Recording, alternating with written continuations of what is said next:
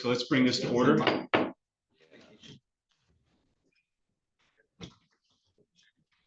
This meeting was called to order in accordance with the Open Public Meetings Act. Notice of this meeting was provided to the Home News Tribune, Star Ledger, and the Highland Park Planet on February 3rd, 2025, and was posted on the Borough website at www.hpborough.com and on the bulletin board at Borough Hall, 221 South Fifth Avenue, Highland Park, New Jersey, and has remained continuously posted as required by law.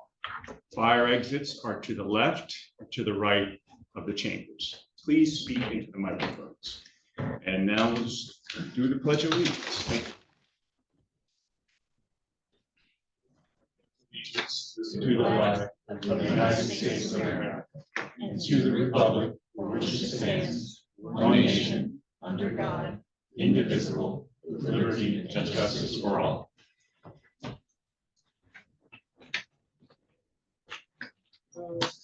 Roll call.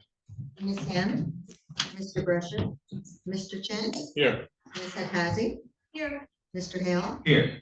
Mr. Ho, Present. Mr. Linares, Mr. Malay, Here. Mr. Perlman, Mr. Stern Cardinal, Here. Mr. Williams, Here. Mr. Lynch, Here. Mr. Cosenza, Here. Mr. Koch. Here. Okay. Next on the agenda is the approval of the June 12th, 2025 regular meeting. Do I have any questions or comments? Yes. I noticed that the minutes say that we provide notice to the Highland Park Planet on these minutes. Is that still in print? I do not know. On page 2, the advocacy organization about, I'm sorry, there's 1, 2, 3, 4, 5, 6, 7, 8, 9, 10, 11, 12 lines down. It should be the Fair Share Housing Center, not Fair Housing Center. So it's in the middle of the sentence? Yes. And what was your correction? Fair Share Housing Center. Share. Okay. I have a number of suggested paragraph breaks on this page and the next page for the many people who will read this in the future, so you can have a bit of easier time reading.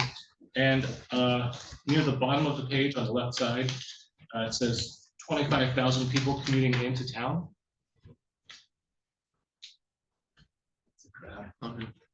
I think there's an extra zero there. Especially if you reference the actual housing plan, page 27. No, I would agree. Something fair.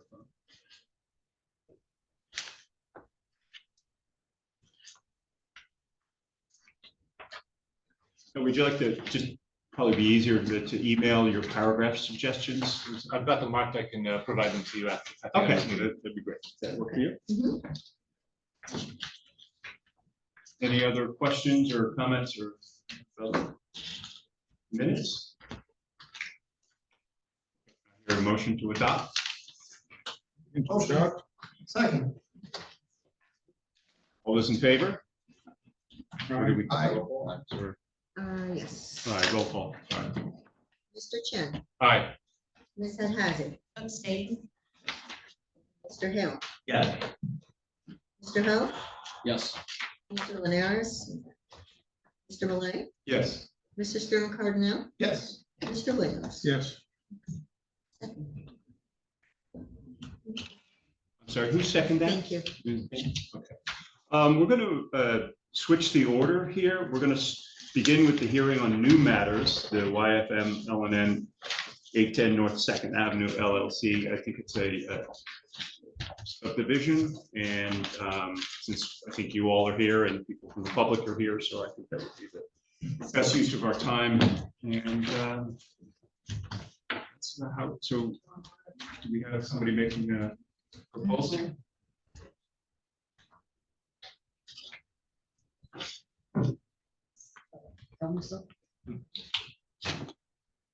So we're going to take up the matter, so whoever was making the application. Good evening, Mr. Chairman. Chris is out.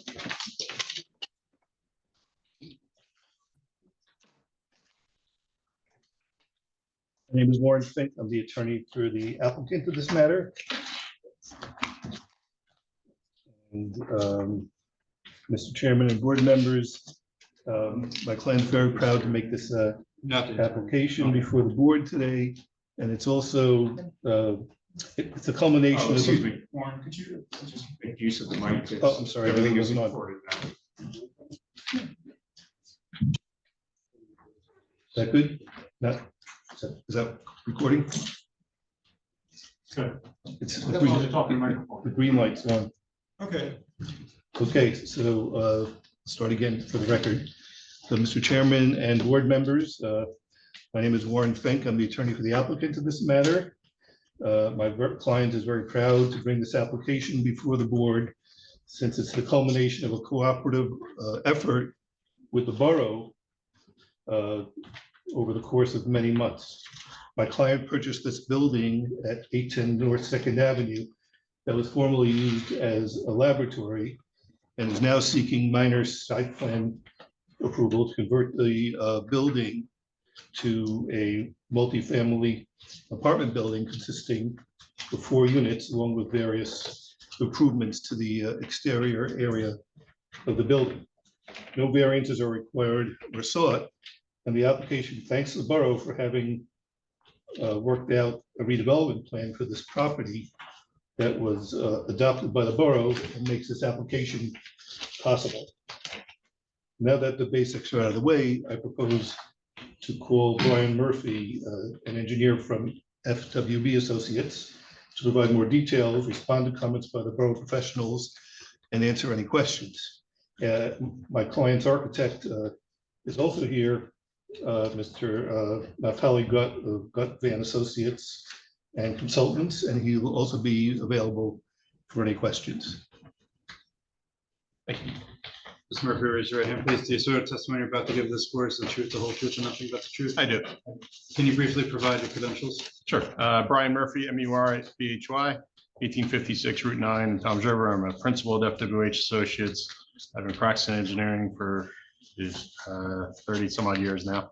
I have not had the pleasure of being before your board, but I've been before roughly 100 other boards throughout the state, as well as accepted as a professional by the Superior Court as well. I'm a graduate of NJIT. I have a bachelor's in science and civil engineering. All your licenses are current and up to date? They are. Thank you. Thank you. Thank you. As indicated, the application tonight is 810 North Second Avenue. It's block 503, lot 24. Might you turn that so we could see it? Maybe put it closer on an angle to the door. Yeah, like something like that. I'm gonna try to stand up and block it. So I'm indicating exhibit A1 or exhibit 1, I guess it will be Google Earth aerial shot of the property. Property is indicated in red roughly in the center of the plan. To the north is kind of up. So to the north is Second Avenue. There's single family houses beyond. To the east, there's single family homes as well. To the south, there's single family homes, and to the west, there's a vacant lot, which then goes down to the street, and then as you can see, there's apartments beyond. Basically, it's a commercial use in the middle of a residential neighborhood. Is what's going on here. So it's a current laboratory. So we're looking to convert this into 4 2-bedroom apartments. Basically rehab the existing building. I'll go to briefly to I'll call this exhibit 3. It's a color rendering of the front of the building. It's just a facsimile of what we're looking to do. Basically, substantial improvements to the exterior and interior of the building. Try to have an up-to-date look especially compared to what's there now. Lighting, windows, obviously the exterior would be completely redone with stucco.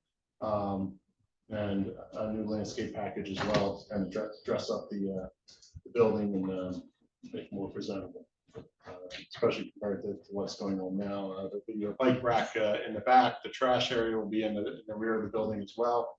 Going to the site plan.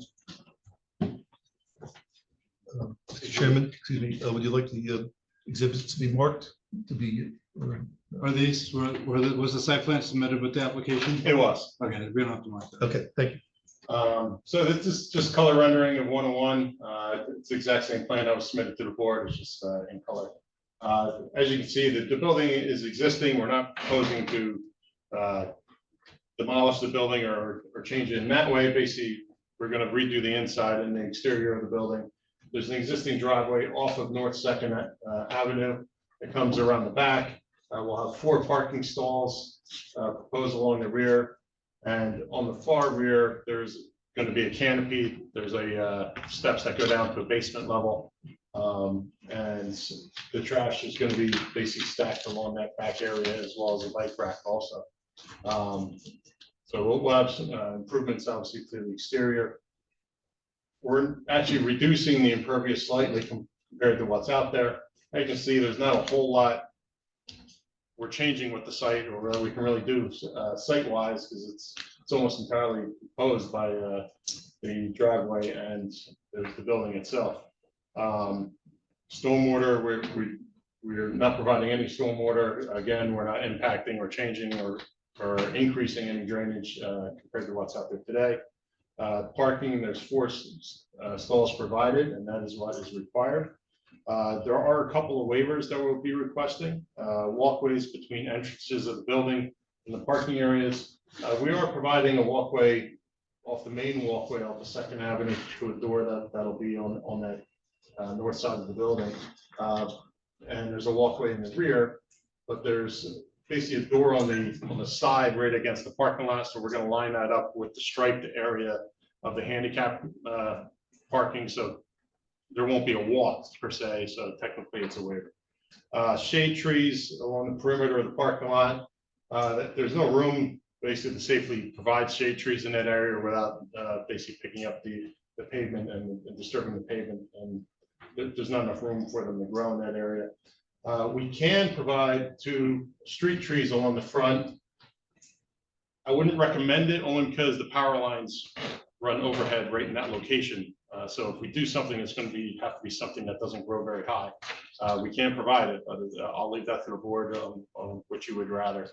And right now, I think there's just small shrubs in front. It's actually grass right along that front area between the sidewalk and the curb. It's grass. Yeah, but now. against the building. Up against the building, we have, yeah, there's some shrubs there now. They're not great. So we're going to be redoing all that and dressing that up substantially. But between the sidewalk and the curb, that's really what I'm talking about, whether we provide street trees there or not. I don't think it's a great location, only because of the power lines. If they weren't there, I'd say absolutely. But How wide is that? it's about 5 feet. Okay, Yeah, it's wide enough to put a tree in. You know, that's not really the issue. It's more having the power lines literally directly overhead. But I'll leave that to the purview of the board, whether you want those or not. And the last waiver is for green infrastructure strategies.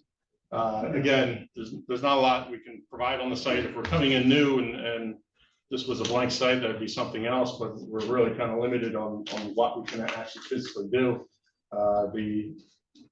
The sidewalk does go into the planting beds that we have, so that would be 1, but we have to have 2, and I just can't meet the second one. So that would be the 3rd waiver.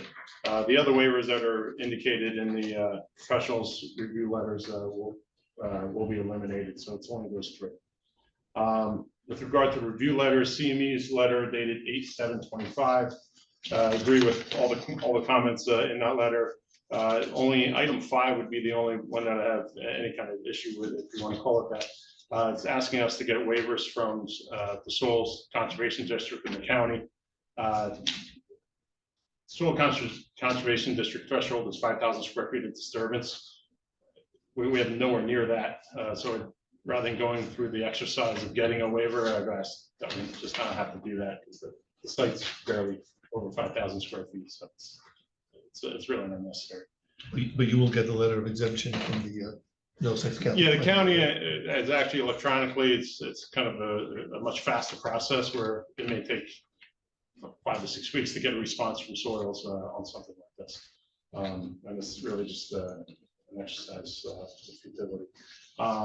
In the environmental commission letter, they recommend porous pavement for the driveway.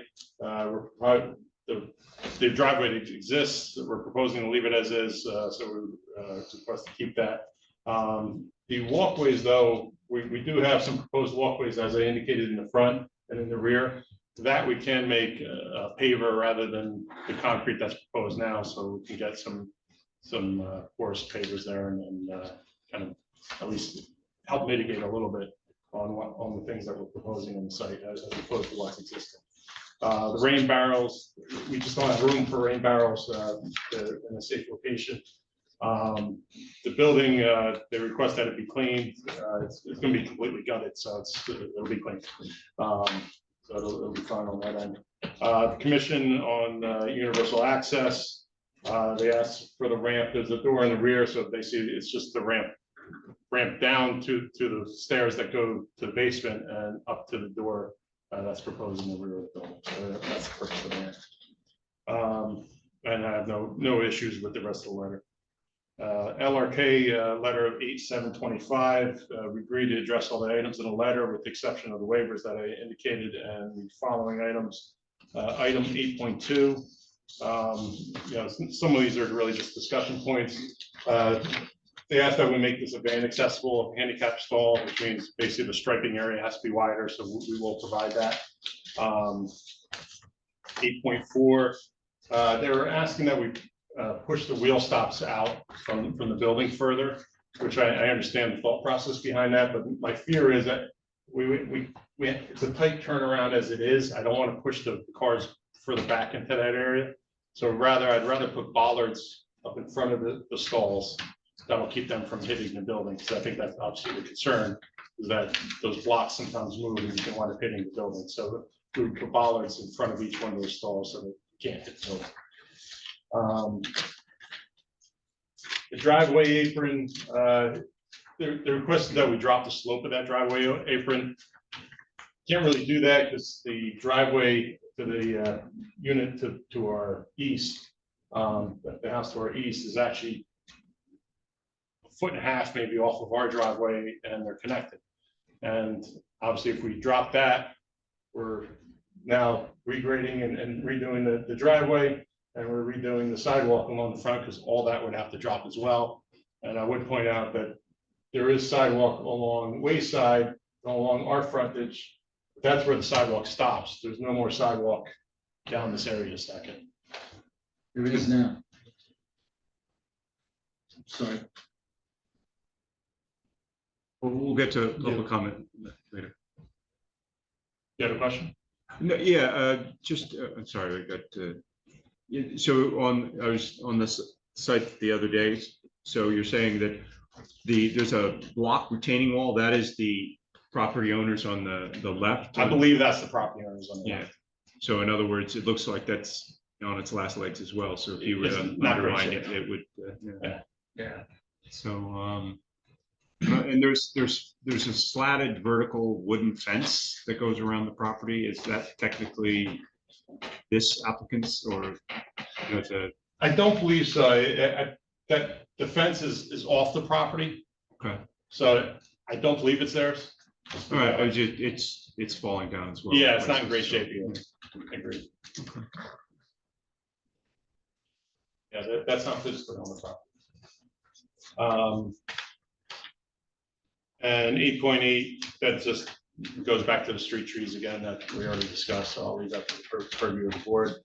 And 8.12 is really regarding the floor plans, which I'll let the architect. Are there any questions from the professionals or any comments? Because he did answer, some of what you were discussing. I agree that the fence appears to be off the property, and that dry stack block wall concerns me, but it's not on the property. There's an extension to it. The lower ones are set in mortar and the upper ones are wobbly, but I walked it, I looked at it, I looked at the plan, and maybe they can work with the neighbor, but it seems like a hazard to me, but not much we can do. No, I just, again, anything Any comments? Yeah, just a couple comments from the memo on 8.2. I guess for the benefit of the board, can you walk us through how bike rack and trash is accessible and serviced when the parking space is occupied next to it? Sure, so we have about 4 feet on that north side of the parking lot. So basically, we're showing a pad out there now. That door is going away, so I'll actually be able to shift those stalls up a little bit. So that last stall, I'm gonna add that extra width to that last stall. So it'll gain a little extra room. But you're also increasing the van accessible. Correct, parking. correct. I'm not sure you can do both at the same time. Well, I have to increase the ADA. You know, there's no waiver to that, so it has to be widened. So I'll pick up the 3 feet on this, it's roughly 4 feet, so I'll gain another foot on that far one.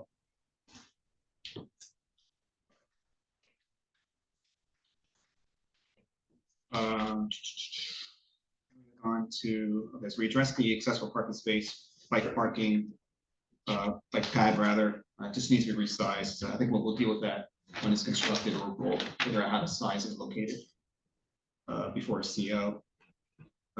The street trees, I agree with the Shade Tree Advisory Committee. If there's opportunity to put street trees in, it's likely to a lower, smaller street tree if necessary, because they recommend it, so I trust that they can find the right species. Yeah, I'll look at the species that they recommend. I don't know if they were aware that the power lines were there, so I'll have my landscape architect look at those trees and see if they're the appropriate ones or not. I have a high degree of confidence that the Shade Tree Advisory Committee made the right comment there. So Okay. I'd like to see the 2 trees as well.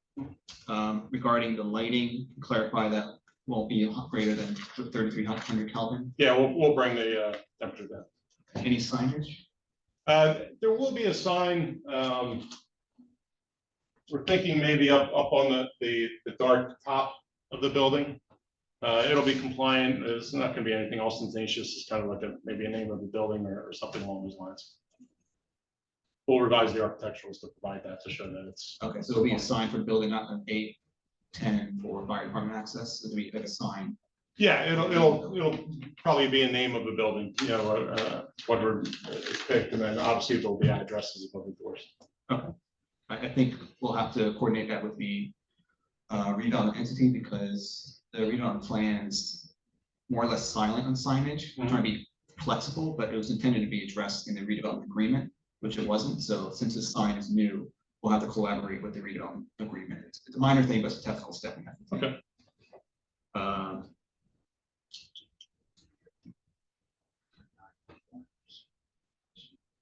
But yeah, the 810 will have to be on the building pursuant to the fire department's requests, and I have no issues with that, obviously. Everything else is related to the floor plans. Thank you.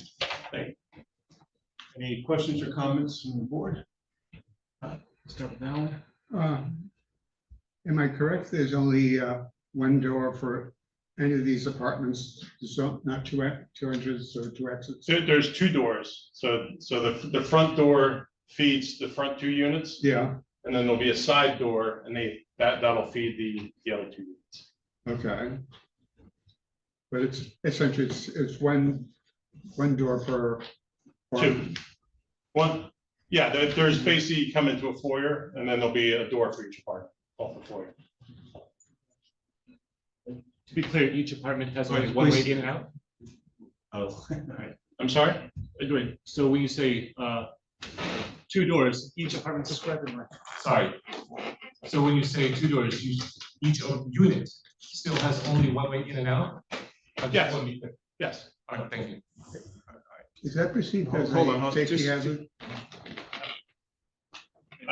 I'll let the architect Yeah, address well, I was that. gonna say, I have a question too, but I think the Yeah. architect. Right. might be better able to I'm not answer. qualified to answer this question. Could we just wait to be called upon, because we have, people that are, so just everyone take a breath. So Alan, what was your follow-up question? You had The answer. okay, and you had a question about what? I'll wait for the architect. Okay, and Lisa, you were next? Yes, so you mentioned about green infrastructure. Does that include building materials? No, so there's the sustainability and then there's green infrastructure. The green infrastructure really more addresses the exterior of the building and stormwater, where the sustainability is more in, you know, your windows, your efficiency of your HVAC and utilities. That'll still be complied with. Are there any extra measures taken in the sustainability arena with regard to the building? I appreciate that you guys are not knocking this building down and you're just refurbishing the existing building, because that adds to the sustainability in this project. Sure. But are there any other sustainable initiatives being taken in the building of this building? Yeah, the architect can answer as well, but so basically the window treatments are going to be energy efficient. All the appliances are going to be energy efficient. All the toilets and sinks and everything else, and the showers, all will be basic water consumption reductions. And I have one other question, if Sure. anybody else. Okay. So I know that this building was built in like 1940, and it's an older building. I'm not aware of the building's history in terms of renovating or if it's had anything done to it since it's been built. Is there a concern regarding air quality during the interior demo? I'd have to let the architect handle that. Any other questions from the board? Yeah, I have a kind of a small question, but something I always like to ask about. So we're talking about sustainability and green building practices and all that stuff. Is this intended to be all electric, or are there going to be gas lines and gas appliances? If you know the answer. I don't know the answer. I'll let the architect. I say it should be all electric, because we're gonna have to retrofit everything in 10, 15 years anyway. So like just, you know, to the extent possible, it should be all electric. I don't know what the existing situation is in terms of gas lines to the various parts of the building or anything, but you know, it's obviously cheaper if you're renovating and you don't have to build gas lines. It's cheaper to not do it and just have all electric where possible. So that's not in any standards or anything. It's just we're gonna have to deal with it anyway, so you might as well do it on the front end. That exhibit, is that a rendering of the exterior? The bottom one? Yeah. Yeah, it's an example of the types of material. The windows may be different and that kind of thing, but that's the general look of the building. It's gonna be a stucco type building. Okay. Is the it's gonna be taken into consideration in terms of like, you know, just looking like the surrounding buildings? Because I understand that stucco is not exactly a material that's used in town. Correct, but again, compared to what's there now, it's a substantial upgrade to what's there now. It's unattractive, let's say, right now. Well, I mean, my understanding is that in terms of using stucco as an exterior material, there's permeability issues.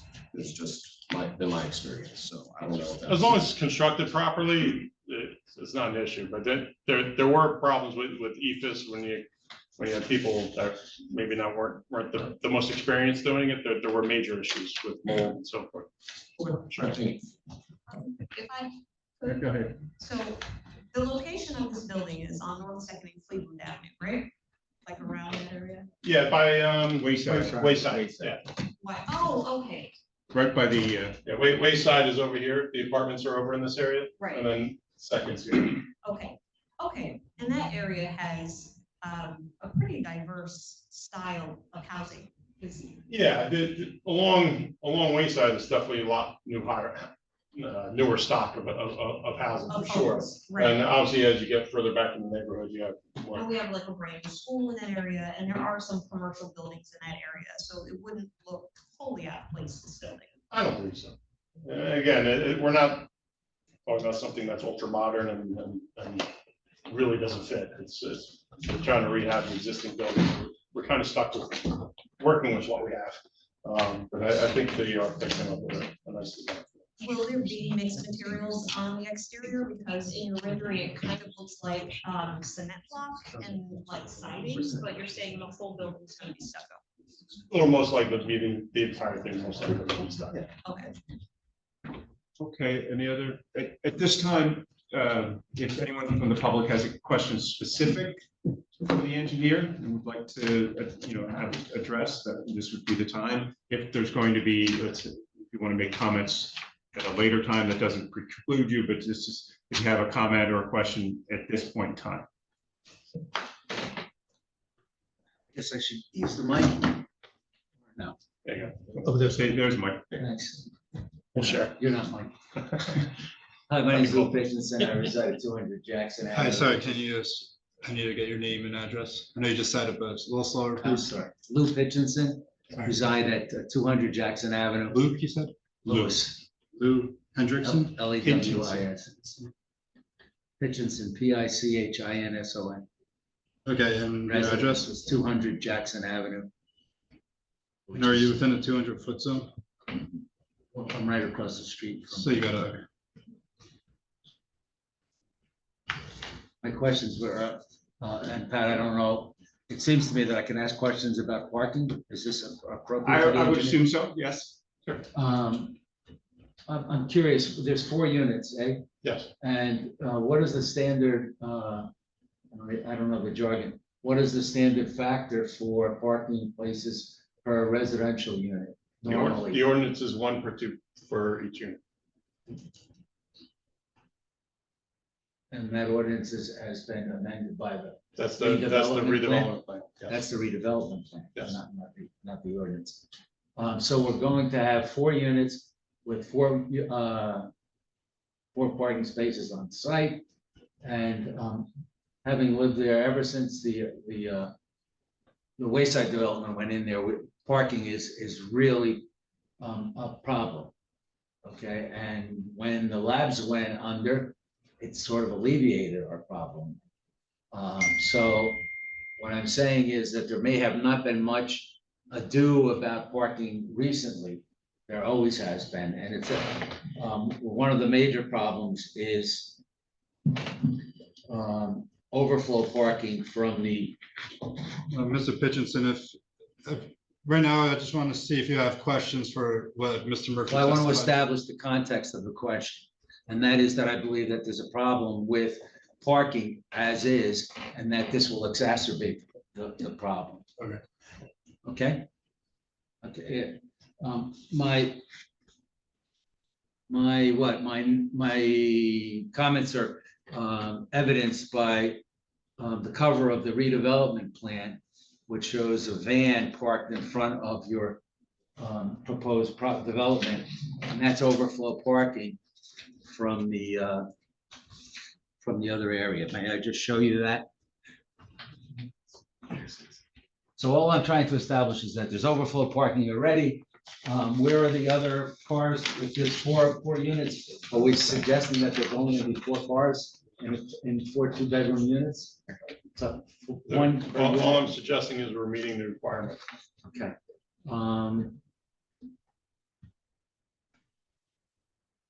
Well, then my conclusion is that we're going to have problems there, and that the planning board should be taking that into account in some fashion or another.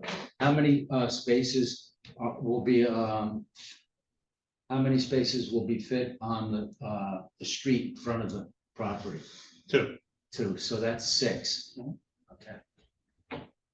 Again, my suggestion is, since a lot of that space is frequently taken up by overflow, I don't know what to say. I think it's a very difficult problem. You guys are obviously content with doing that, but it's going to be a problem that's going to come back to the borough of Highland Park. Thank you. To the engineer, please. Thank you, Sorry. sir. Thank you, sir. Thanks. Thanks, Pat. Are there any questions from the online public? No. Okay, so I guess seeing none, free to sit down. Call your next witness. Thank you very much, Mr. Chairman. Our next witness is our architect. Good evening. Do you swear that testimony you're about to give this word is the truth, the whole truth, and nothing but the truth? Yes, I do. Please state your name, please. My name is Naftali Gutz. Can you spell it for me? Naftoligut. And can you briefly provide your credentials for the board? Yes, I'm a licensed architect in New Jersey and several other states. I'm the principal of Gut Van LLC. It's a Lakewood-based architectural firm. I have testified in front of other boards. I've never testified here. Okay, and are your licenses current? Yes, they are. Is Board of Septon as an expert? Yes. Thank you. So, Mr. Gut, you've heard the Questions? before that have been presented, so perhaps you can enlighten the board and the public. I'll just give a quick brief overview. Again, first floor is 3,513 square feet. Second floor is 1,410 square feet, and the basement is 983. The building height is 19 feet 4 inches. The building will be 5B construction, which is regular wood construction. It will be fully sprinkled, and that goes back to the question about the 2 egresses, right? It's a sprinkle building, so one, we did a full code review, and one egress into each unit is adequate. Plus, we have egress windows in the units. Okay, so the first floor has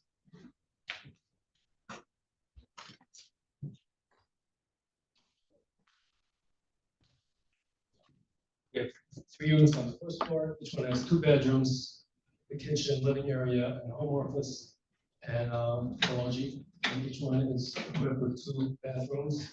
They are type A bathrooms, as is required. The second floor is 1 unit, also 2 bedrooms, living space, kitchen, home area, office area, and laundry. And the basement is just going to be storage. Just a little. Mr. Gut, could you explain what a type A bathroom is? It's handicapped as much as required by type A. It's a certain type of bathroom that's required for this type of units. So meaning it'll be equipped with a banking if you ever someone needs to install grab bars. So it's spaced, 3-foot door, has enough clearance for a turnaround, and we equip with backing for grab bars. Thank you.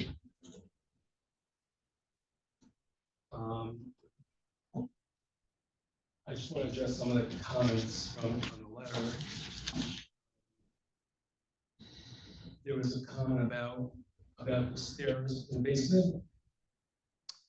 That they go nowhere, which is correct, and they're going to be taken out. I mean, this stairwell goes up and goes down. The down will be eliminated. And you're going to exit the basement from this ramp through the stairs over here. There was a comment about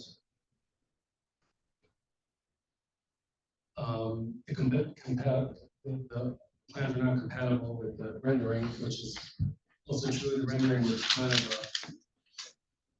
more of a concept, something that was trying to show the material, which is going to be stucco. This is looking at stucco and square lines, looking at a new fascia around the roof, looking at nice, beautiful black windows. Will not be this configuration. We'll figure it properly.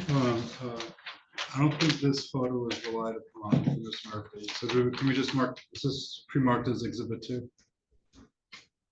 I think they were submitted. Yeah, they were submitted. Yeah, I've got the pictures that were part of the set. Another view.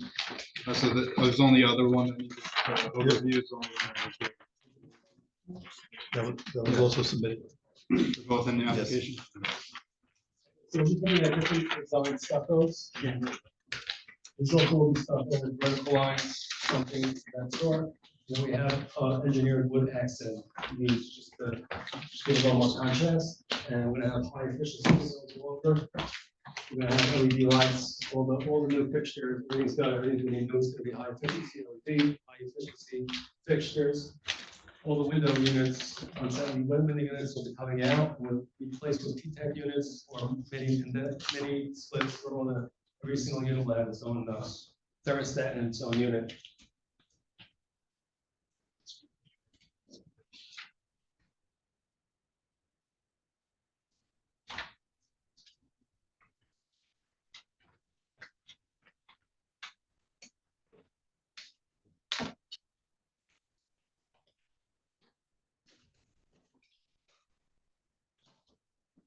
The question regarding the hot water and the utility room. So this water room in the basement will be, where all the hot water units will be, again, will be high efficiency.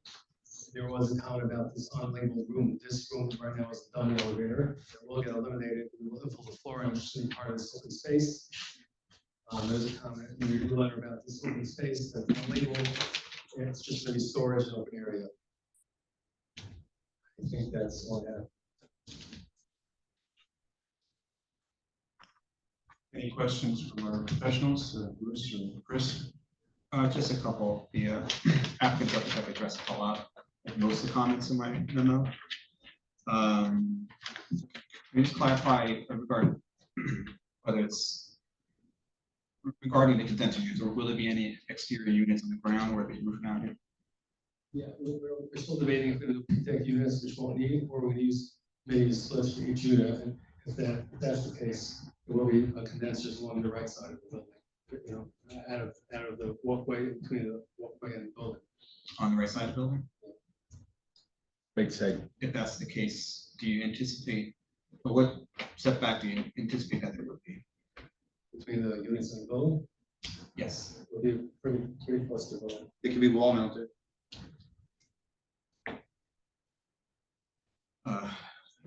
It might constitute a variance, but I don't know since this information is new. But given that there's a large green space for the townhouse development next to it, it should have a impact on the surrounding neighborhood.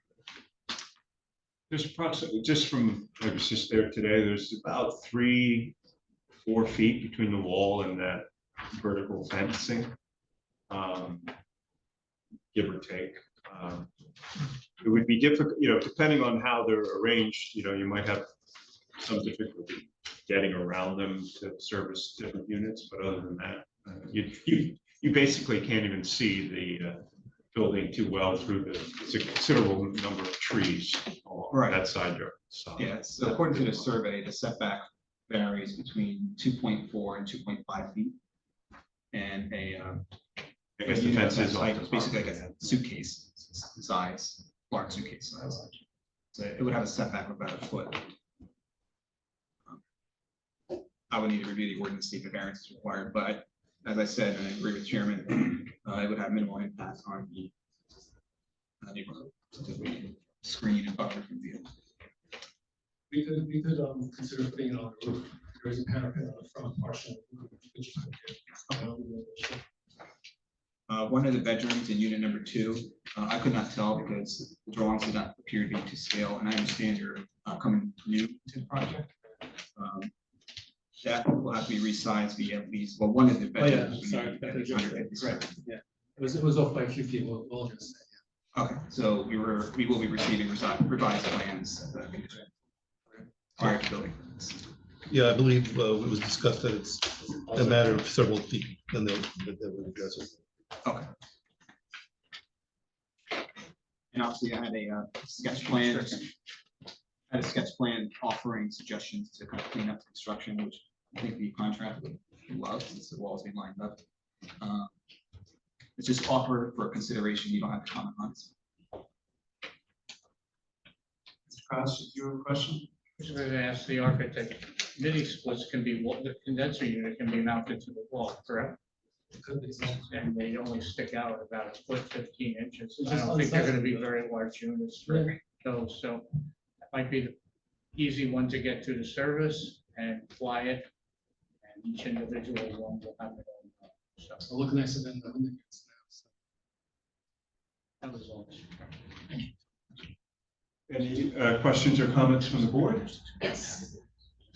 I'm going to speak up. My only concern, given, and it was brought up, I think, with the site engineer, in that if you are living in the front part of the building and you park around the corner, you basically have to walk up the driveway to the entrance, right? There's no secondary entrance to the front apartments from the parking lot per se, other than walking up the driveway. That's correct. Okay. I mean, there is parking in front of the building as well, and, you know.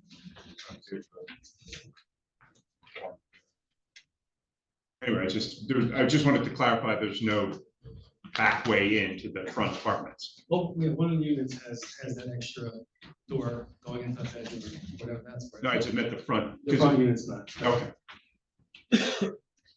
I'm sorry, questions? Alicia? I have a question regarding the mini split. Is there one mini split per room in the unit? Well, usually the way it's done is there's like, one condenser and then there'll be a few air handlers for each room. For each room, I think okay. that's the way what we want to do it. And would they also be providing the heat, or is the Yeah, heat? of course. Okay, so there's no, there won't be any ductwork running No. through. Okay, so it's all ductless It's heat. ductless, yeah. Got it. And then it's great controls for each room. Yeah.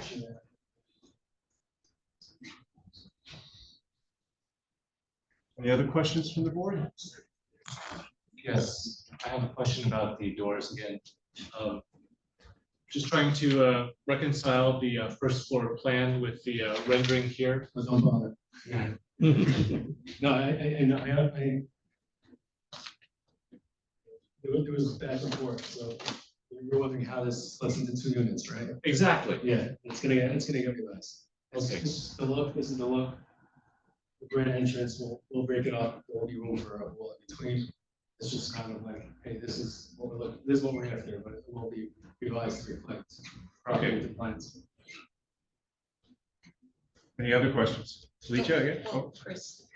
Chris? Actually, Chairman, to your comment about the rear access, the sketch that I provide actually, in a way, tries to resolve that issue such that all the units have rear access. I'm sorry, what's that? The sketch provided in my memo was a consideration that addresses your comment about providing rear access for all 4 units. Okay. But again, that's for applicant's consideration. I know when we were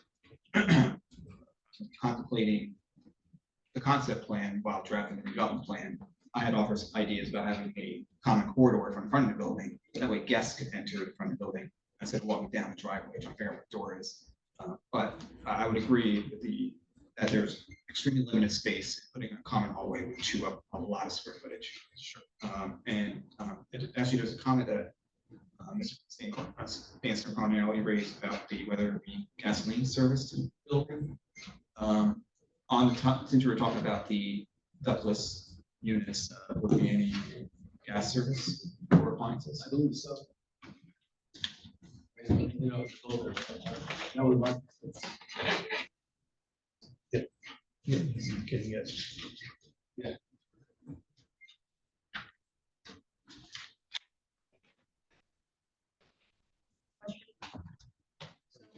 I asked the previous gentleman questions regarding the sustainability and any sustainable materials that are being used in the build out. Can you speak to that?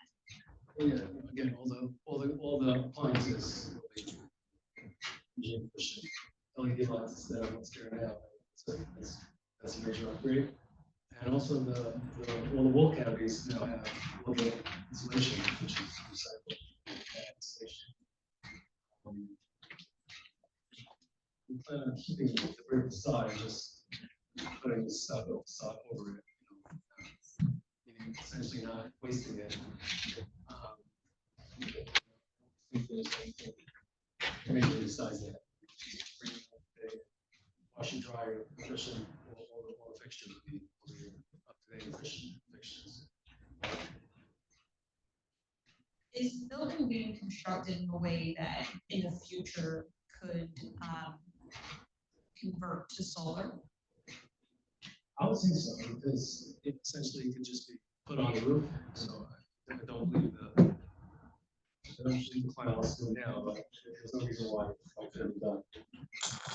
And my last question that I asked the gentleman that spoke before you was, is there a concern regarding air quality during the demo of the interior? Well, it's going to be contained. Yeah, I don't see an issue with that. The footprint staying is essentially just the facade and interior. But the interior is being gutted, correct? Correct. Is there a possibility that what is being demoed inside has maybe lead paint or asbestos? Well, if there is, they'll have a asbestos removed. And you just said it's going to be. All right, ready had. Boulder, we already had that taken care of and improved.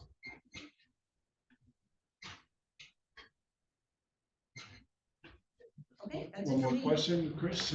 Not really a question, just a comment. I think what the board member is alluding to is that the borough is hypersensitive to demolition because we dealt with a large project on Cleveland Avenue and it was a nightmare.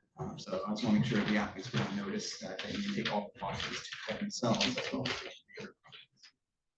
That's what the concern was mainly related to. Adrian. Any questions?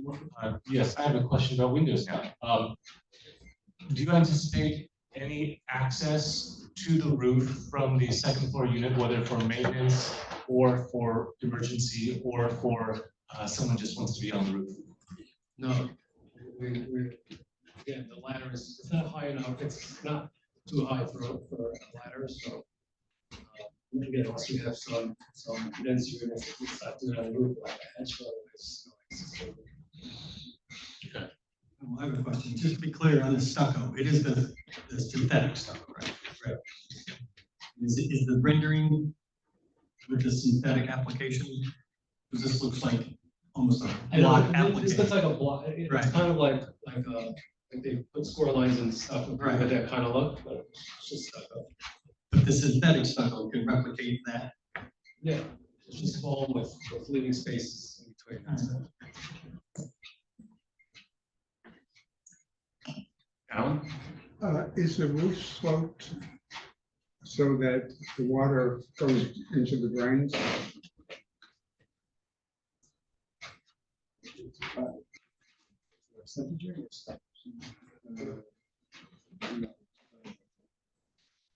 I believe there's scuppers on the side, it's flat roof with a slight pitch, and then there's scuppers thing on the side of the building that to let the water off. It's not sloped, it's a flat roof with, So it's sloped a little bit so water will flow. yeah, and so it's either sloped to center drainage sometimes, or sometimes it's sloped to the perimeter, where it goes out of a small hole, on the side of the building, I believe that's the case here. Will your drain pipes be underground? So, Chastity got it over there.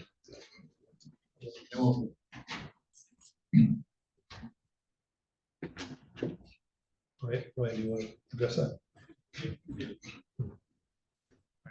Regular gutters.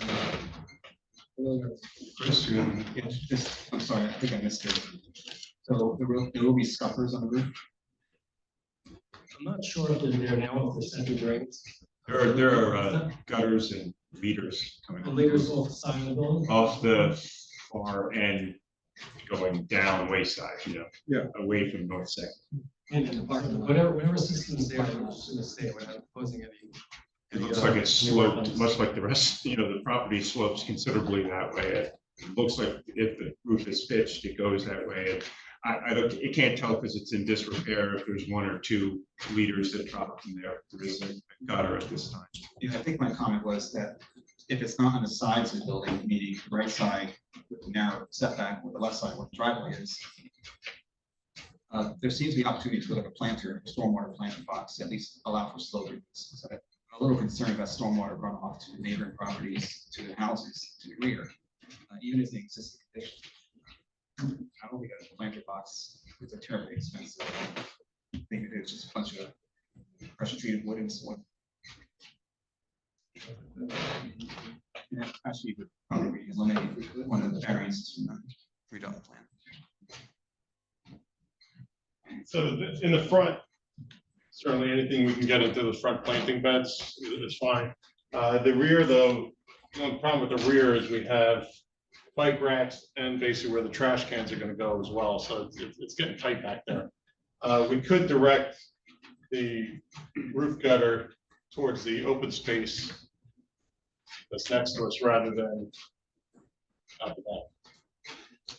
Well, in that case, I'll defer to Mr. Koch, but I think any opportunity to slow release, and with regards to the rear access area, the bike rack, the ramp, stairway, awning, a lot of things are gonna move around, so I think there's an opportunity to put something there, and it doesn't have to be very large. My concern would be you're redirecting flow onto a property that never had flow. And then they'll be asking why that happened to them. So we want to use rain barrels to attenuate the runoff. I walked in the back, it seems like it's naturally all going down that draw. It all goes that way now. Correct. That way now, so I think if you want to do something to attenuate the flow, that would be appropriate, that would lessen the impact and put it out for a longer period of time, but I know it's just an open lot, but if it was my open lot, I'd say. I get it, yeah. There are trees there in between, it's very well wooded, I mean, if you had a swale there and it kind of, but there's not a lot of room to do this. No, Any questions from the public for the architect? Okay, any questions from the question online? At this time, as usual, it's before we do a motion to, we want to kind of codify it, or exactly what we are asking to approve. You know, obviously there are certain waivers, but there were discussions about this might meet the waiver. So I was just wondering how we put this in a cogent kind of thing. I mean, I guess make a motion to approve the application, or as a condition of approval, I would recommend that we get updated plans within 60 days to reflect all the, first off, the second floor and everything else that was discussed, and possibly recommend some sort of attenuated drainage system, just to meet concerns, just so we're not creating any trespassing on neighboring lots. Trees. And well, we would incorporate all the comments previously made, and if we want, if the shade tree commissions, if they want trees, you'll have to find some trees. Of manageable height. Yeah, not more, so- they could be ornamental. It could be something that is not, yeah, it's not going to create any further hazards. Yes. May I suggest also an updated rendering that more closely resembles what the actual building is gonna look like, since the rendering that we're shown tonight is basically just to show us the material for the building, but something that actually like. Is that required for site plan? A rendering, not per se, and from a practical perspective, no one's gonna see the revised rendering other than myself. I think we can address the issues of where fenestration is on elevations in the construction permit set. So I don't think renderings are necessary, unless you feel strongly about it. It's really up to the board to. I mean, I see what this rendering looks like, and I trust the design aesthetic looks similar to what we're seeing tonight. What you could do then, I would recommend the council, is that the construction plans be substantially similar to what was presented to the board.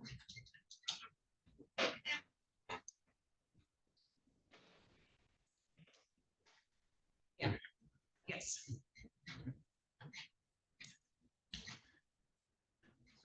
Can I get a motion to adopt the, you have something to say? So make sure to be open up to the public for questions and comments for the whole application. Oh, are there any questions from the public for the entire application or comments this time? Online. Anyone online? No. Okay. So hearing that, we'll close the public portion of this hearing. And I'd like to, if there is one, a motion to adopt. Motion to adopt. Second. I was gonna say contingent upon all the stuff we talked about. I'll parse it all together for a resolution. I know there's a lot to, but to incorporate all Mr. Cosenza's and Mr. Couch's comments and what I just discussed, and within 60 days. Okay, roll call, please. Mr. Chen, Yes. Ms. Hazzy, Yes. Mr. Hale, Yes. Mr. Hope, Yes. Mr. Lennart, Yes. Mr. Malay, Yes. Mr. Stern Cardinal, Yes. Mr. Williams. Yes. Thank you very much. Thank you. And just now, just take a short bathroom break and then get into the. Can't burn yourself.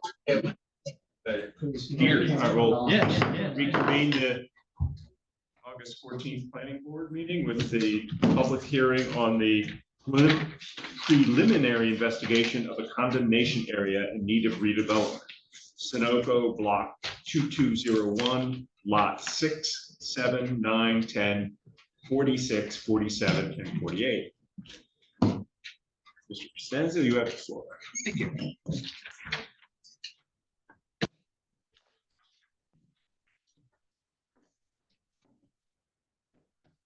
I'm gonna try to share the screen.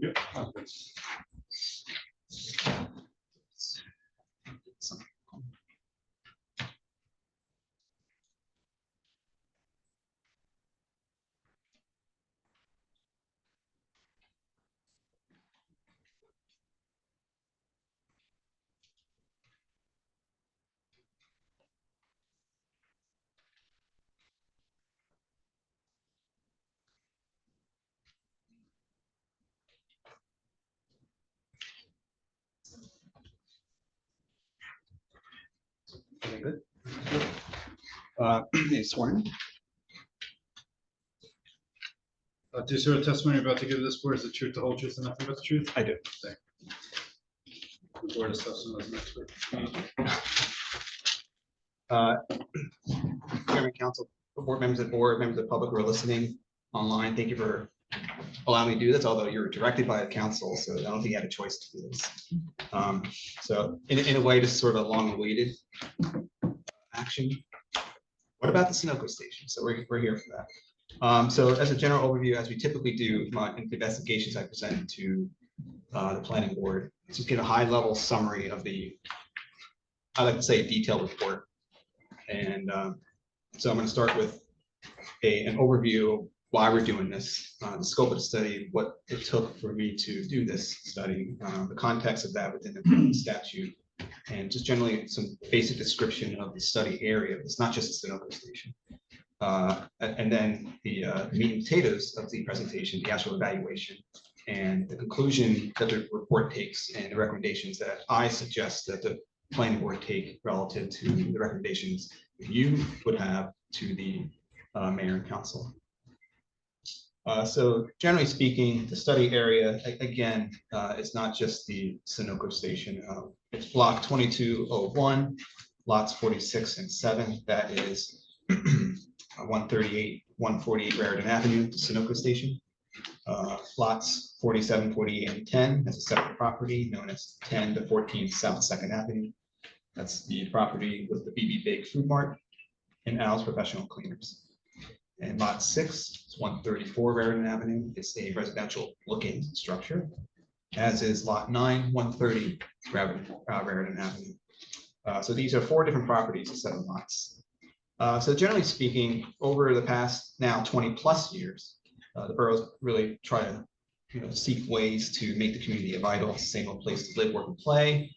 And part of that includes taking a proactive role in redevelopment planning pursuant to local redevelopment housing law, especially within the downtown area and other commercial areas such as Cleveland Avenue, Woodbridge, and Upper Area. Beginning in 2009, there was actually a mixed-use project contemplated for those 2 residential structures, 130, 134 Raritan Avenue. It received approval from this board. Again, this is 2009, but they never pursued the project. Beginning in 2012, there was an application for a 7-Eleven that was, after I believe 10 meetings, it was eventually denied. Actually, my colleague Jim Constantine represented the objectors, and that's sort of what brought us here to this community.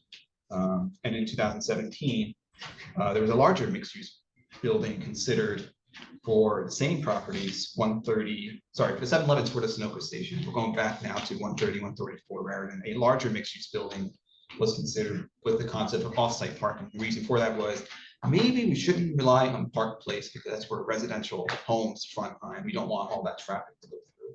So the idea was obviously centered on track D. It has some centralized parking, but there's ways for other tracks could have their own parking. And obviously, as you know, over the past few years, track A and track C are proceeding in their own direction.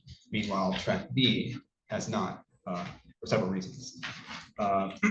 So that concept of a larger mixed-use building on what we're calling track B was considered, and after we did the area need study for the gun and boat, a year later, that we did the redevelopment plan for tracks A through D, really centered on the concept of centralized parking, perhaps the Plaza and North Third, which became South Third after public comment. And track B was sort of folded into the application because they already had the developer rare and ready to go. So we folded that concept into the plan, whereas everything else is more or less borough owned, and we're trying to get RFPs, get interest. We would like to get downtown moving. And so in 2022, we did do the RFP process. They selected redevelopers for tracks A and C. They're moving along. We expanded track C as a result of negotiations on a concept plan in 2023. And we amended the plan after expanding the designation and working further with the redeveloper for track C. And then just a few months ago, we did a condemnation area need redevelopment study for the classic cleaners. So really an overview. There have been multiple applications, 3 at least, for several properties within this study, but they've never been pursued or even approved. And all these properties have had extended vacancies over years, which I'll describe later. There has been progress again at tracks A and C, but track B really hasn't been able to figure out the off-site parking. We're not going to let them, by virtue of a redevelopment agreement, you'll not let them proceed until they figure that out. But it's been years. And I think the community, including this board, members of council, members of the public, ourselves included, as you know, there's been a lack of progress in Sunoco. Why not focus on Sunoco? What's the deal with that? So we hear you. Mayor and council authorized planning board to conduct this study, and as required by the local redevelopment housing law, in that resolution to authorize a study, you have to declare whether or not you may or may not use redevelopment. But what that really means, coming since 2013, the state requires that when you do your resolution, if you're not going to use eminent domain, just call it non-condemnation area need redevelopment. If you may use it, you have to say up front, you may use it, we're going to call it condemnation area need redevelopment. That does not mean the borough is required to or has to, it's just that they may. In terms of the scope of study, we've done this few of these before, so let's reiterate. I tried to do a very detailed study, do inventory of all the records and site inspection, review records from planning and zoning, construction, health, fire, police, tax. I get a lot of help, so I appreciate all the staff assisting me on that. Much more helpful than other communities around the state. I also look at environmental reports, and sometimes I lean on the borough's other experts, such as the LSRP, to kind of make sense of what's the status of the environmental data, as well as our own GIS mapping, review tax maps, zoning ordinance, master plan. And then, of course, the fun part is doing site inspections, and you'll see some photos, and believe me, I had so much fun on this one. And then, obviously, prepare the ASPR report. I think it's hopefully easy to read, even though it's very long. Try to write it in a way where we're trying to break it down to easier bites and understand why we're doing it, why it meets the criteria, and make clear what the recommendations are. As you know, the statute is pretty simple. It's really to guide the municipalities through the rehabilitation and redevelopment efforts. The advantages of doing that, obviously, it's more flexibility in zoning. You get site-specific concept plans and regulations. Really, you're being proactive about development. Whereas when you do typical site plan applications, whether it's planning or zoning, you're always reacting. So, can we have more trees? Can we do that? Oh, I'm not sure about the parking. But for redevelopment, you're working together as a public-private partnership. And there's also opportunities to require sustainability green infrastructure, similar to what we saw on the last application. They were required to do it, and they're going to do it because we put it into our redevelopment plan. You can't, it's hard to do that through a zoning ordinance. And of course, you could designate a specific redeveloper to do a project. It could just be the landowner, and define their obligations, which could include contributions and community benefits. And redevelopment has obviously been successful used throughout the state, including in Highland Park. These are just 2 examples I use often, and I think they're very well done. I'm proud that ever since 2016 we came in, we're seeing these happen, and it's slowly but surely coming along and really coming in place. The statute requires a very, very specific procedural sequence, and we are just sort of in the beginning of that step, even though there's been other planning related to Track B, the 2005 plan, and so on and so forth. But what we really are is in the middle of that efforts where we prepare the report, hold a public meeting, you're supposed to hear what I have to say in terms of why I think the property does or does not meet the criteria for redevelopment. To hear any from comments from the public, any objectors, and so on and so forth.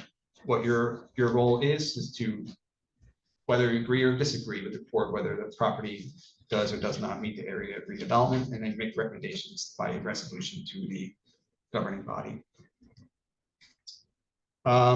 In terms of the redevelopment statute, there's 8 of them.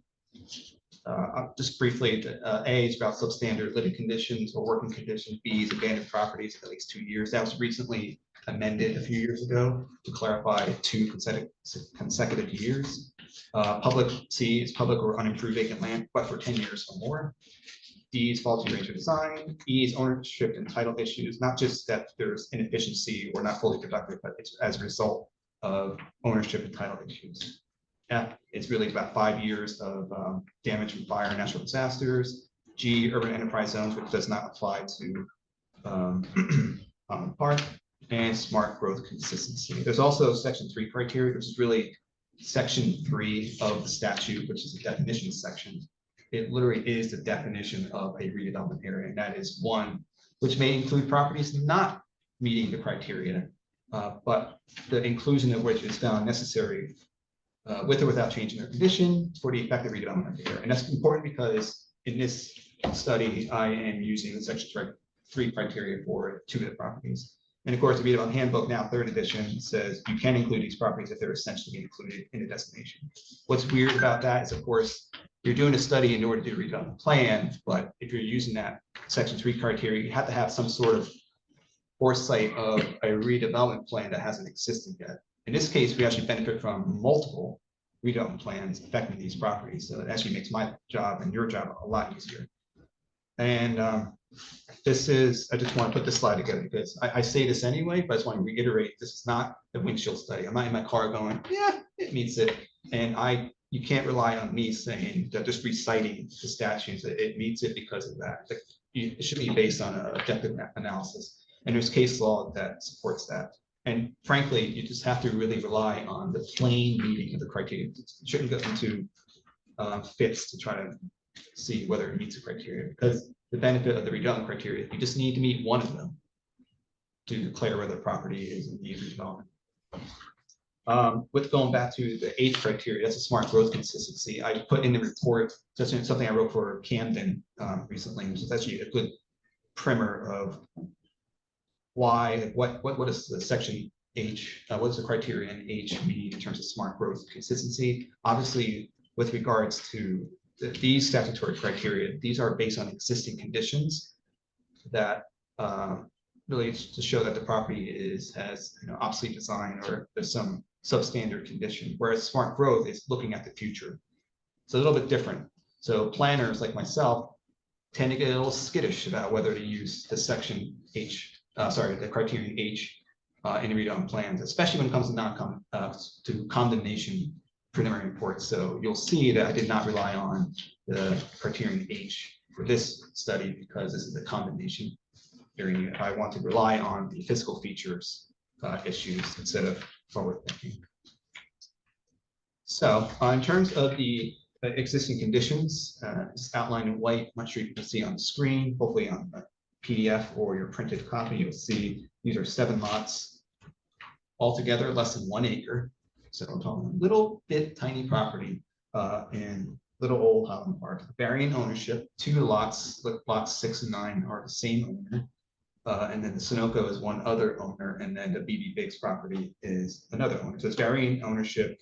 I didn't have a slide for this, but the report shows that the assessment value of assessed improvement value is less than the land improvement value, which suggests that there's some inefficiency of the property, which is especially critical in a downtown area, but we're not using that as a reliance for this criterion.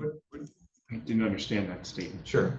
The assessed improvement value is less than the assessed land value, which suggests that the property is generally underutilized, especially in the downtown area. But that doesn't mean that it meets a certain criteria. I think years ago, planners used to, and as a result, case law, like, not touching that.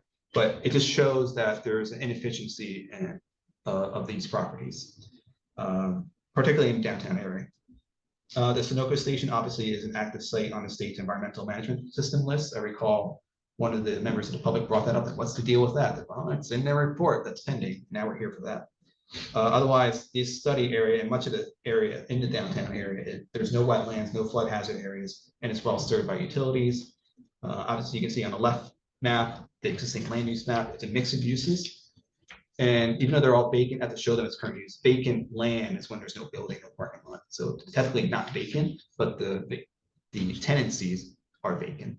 And on the right side, you'll see that the study area is subject to 1, 2, 3, 4 different zoning designations, 2 of which are redevelopment plans. So it's a mixed bag in terms of land use as well as zoning, which is not ideal for redeveloping because you have to reconcile all that.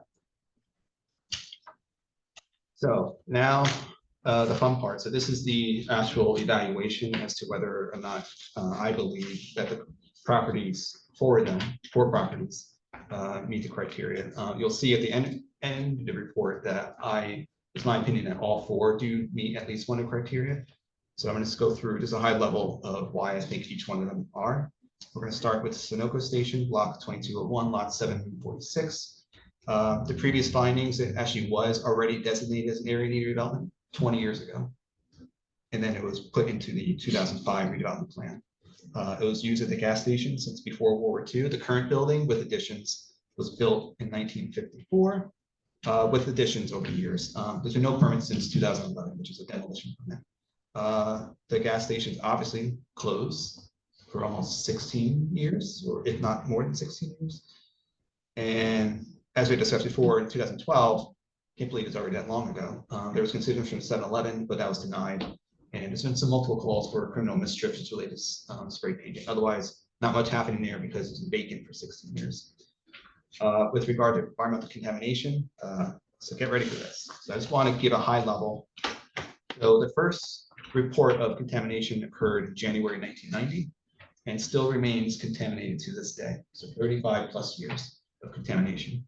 So it started in 1990 when PSE&G noticed there was gas sitting in a manhole in the street, and I believe the plume was identified to affect the street as well as the property in question. 1992, a small waste oil UST was removed. They found impacted soils, but the geologists at the time said, no harm, no foul, no further action. But hey, we observed that there's groundwater remediation going on. They saw 11 wells at the time. A year later, the property owner wanted to remove the whole system, really upgrade it. And they found a crack in the rib. And when they removed the gas from the tank floated to the top of the water table. And then when they removed the tank, they found that it was leaking. So another report was filed with NGDEP in 1993, obviously it's leaking. And over the course of several years, 94 to 2001, they did an active, well, I guess you can call it passive groundwater remediation program through attenuation. In 2012, actually, so going back to 10, by this time, 2010, the gas station's already closed. So in 1993, when the 3 tank system was removed, 2 new tanks were put in 2010, those 2 tanks were removed. There was soil contamination, but it was addressed. But they found that they were still needing to test for and address groundwater contamination. It was still ongoing at the time. In 2012, this is at the time of due diligence for the 7-Eleven facility. And I, based on the minutes and the resolutions and letters, many of which Alan Williams was the author of them, was asking what's the status, when's the RAO coming, when's this being rectified? Because this board had a keen interest on how this is being addressed. Basically, what it came down to was it's going to be addressed. We're going to get a RAO, a remedial action outcome, but it never really occurred. 2014, a groundwater remedial action permit was issued, really based on we're going to continue to do natural attenuation. As if the prior 25 years didn't work, so we're going to keep doing natural attenuation. And the RAO, basically the outcome, the final deliverable is anticipated to be sometime in 2022. So it's an 8-year program. Coming in 2022, still groundwater attenuation, groundwater contamination. And in 2023, the RAP was extended to 2029. Basically what this means after consulting with the LSRP is that there are conditions that suggest that the attenuation is not working and further intervention may be necessary. So this is a 35-year history of contamination at the site. So now I'm going to go into the actual site inspections. I'll try to run through these as high level as I can without skipping. So what we found with the exterior of the building is really in poor condition, peeling paint, there's some water damage, and actually it looks like vehicles damaged the building as well. We found that there was some water damage on the outside, water staining on a block wall. Obviously, the building's all boarded up, but when we went inside, we noticed doors, some doors and windows were broken, the glass was sort of on the ground on inside the building. On the interior is also poor condition, poor condition, water staining, water damage on the floors and wall, and some wood rot where there was wood, since it's mostly a block building. We found that the water was still running and leaking.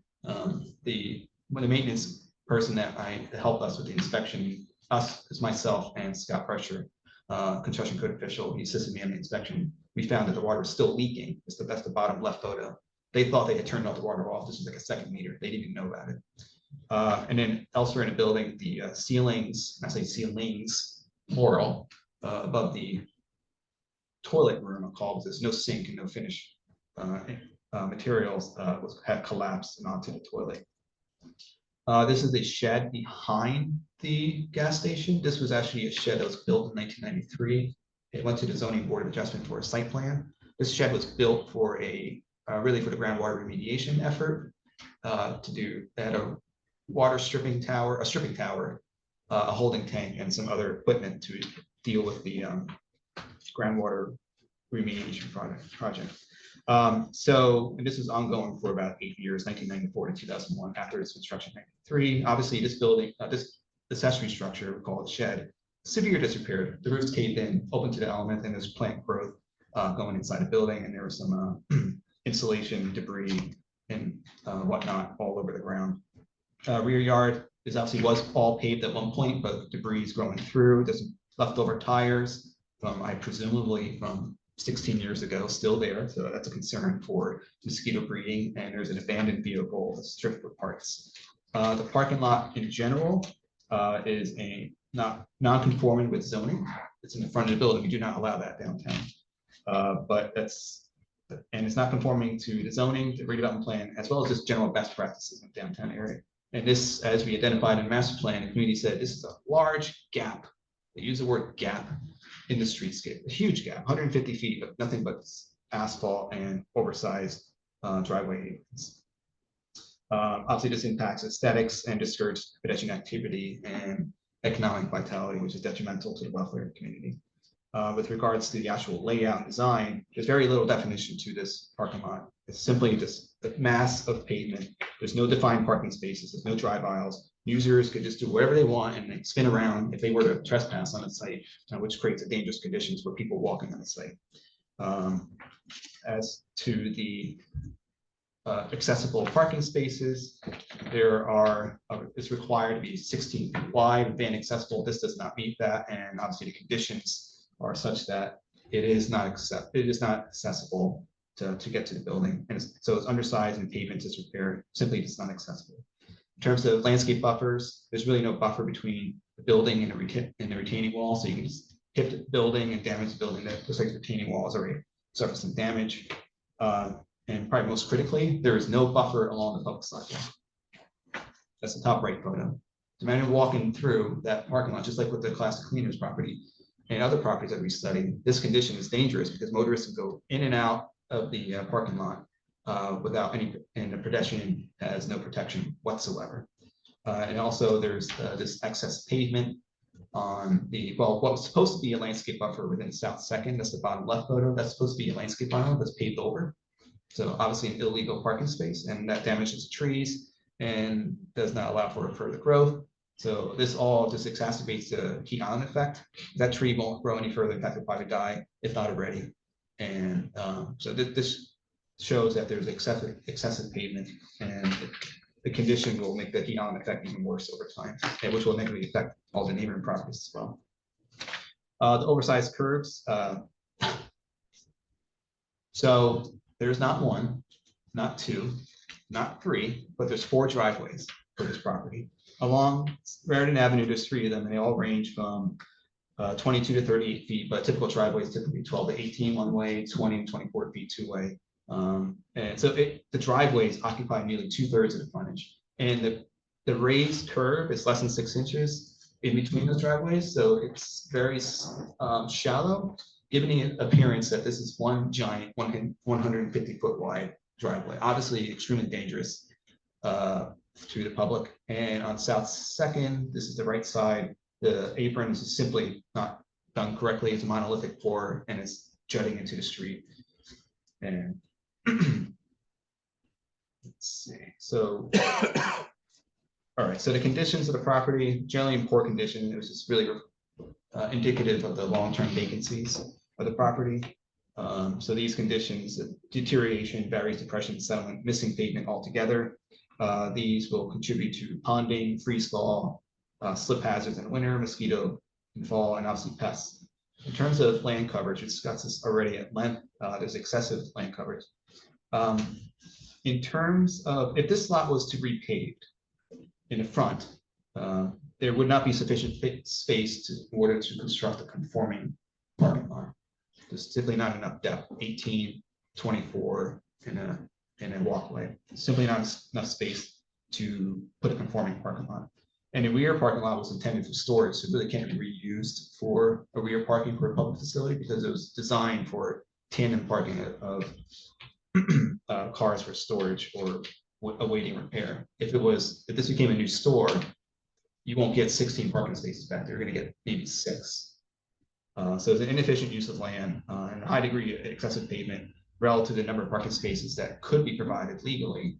So it simply shows that the lack, and with the lack of landscape items and the lack of street trees and shade trees means that this all contributes negatively to the heat island effect. In terms of obsolescence, did a little bit of narrative on that, and that is, so generally speaking, there's always going to be a need for gasoline service stations, no matter how hard we push for EV.